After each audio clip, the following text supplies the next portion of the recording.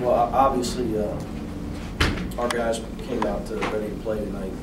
I don't think we're capable of playing much better than we did in the first half of tonight's game. We did not come out ready to play in our last game against Wright State, so that was a big point of emphasis. We had a little bit of a big head in our win over Dayton, and I was proud of our guys. They rallied. I talked to them about that. And they understood it. They knew I was right. And we focused tonight, and we really showed in the first half of the game. And when you make shots, things can snowball for a young team. I've been on the other side of that. 5 years ago, I had to take over a program just like Todd had.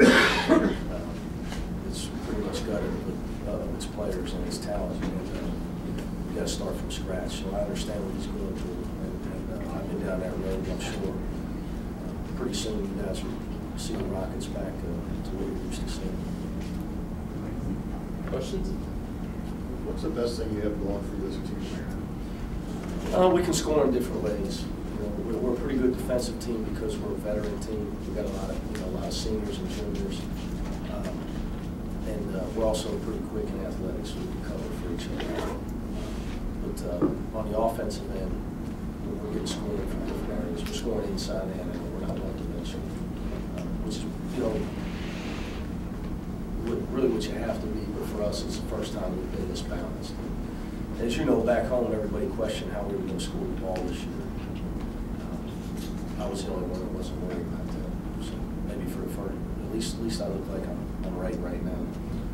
It's still early in the season. We got different guys that can score basketball. Are you getting to the point yet where you're anxious to see how these guys are going to do in the Big East, to see what these early wins mean? We still got some tough games ahead of us. We still got 2 road games in Oklahoma and Miami. I believe Miami's winning that game. But yeah, you can't look ahead of yourself. But for us, our fate will be decided in the Big East. And every time we turn on the TV, another Big East team is winning. You said that line about your fate being decided in the Big East, which obviously is true. But you're confident that these games are preparing for that? Yeah. Even though they're. Well, you understand. When we scheduled, obviously, we scheduled Toledo was 3 years ago. So we didn't know everything was going on. I'm not saying other Big East teams don't play similar schedules. Yeah. I'm just saying, how are they preparing? Well, practice every day is the most important thing. And our guys, we have veteran guys that have played good teams.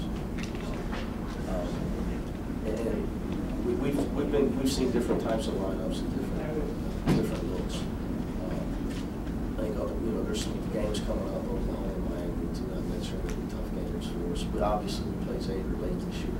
So that's a game that's usually we'll be back in December next year. But we got enough guys that have played in the Big East. And it's just the way we're scoring. It's our execution. And I'm pretty confident in 2 things. We're a much better team, obviously, this year.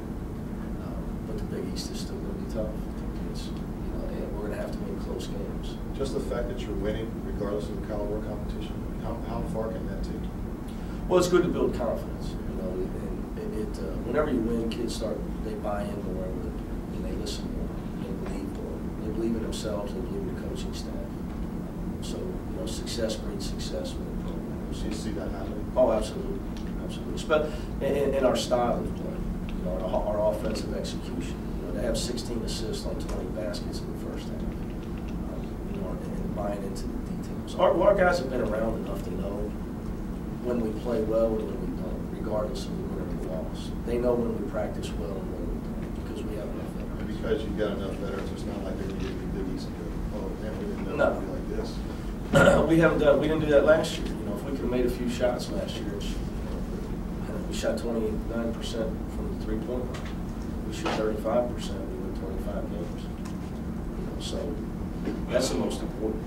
These guys, they've been in battles. We just lost a lot of close games.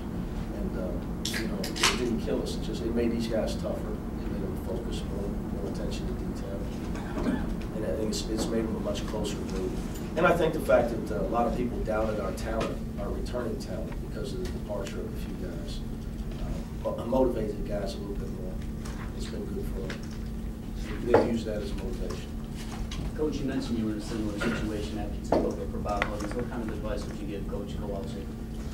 The hardest thing when you're in Coach Kowalczyk's situation, you're a competitor and you've never been through anything like this in your life, and you gotta know when your guys are playing hard and doing everything you ask them to do, and maybe in a loss.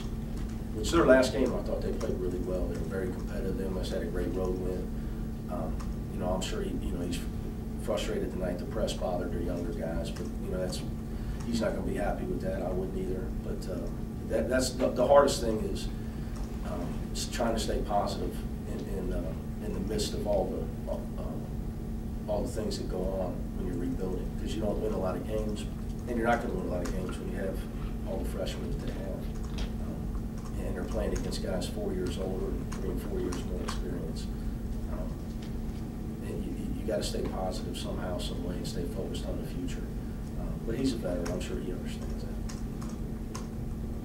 But it's hard as a coach. It's harder on you than it is anybody else as the head coach, because to experience the losing. Because practicing harder isn't always the answer, or longer isn't always the answer. Anything else? All right. Thanks, guys. Thank you.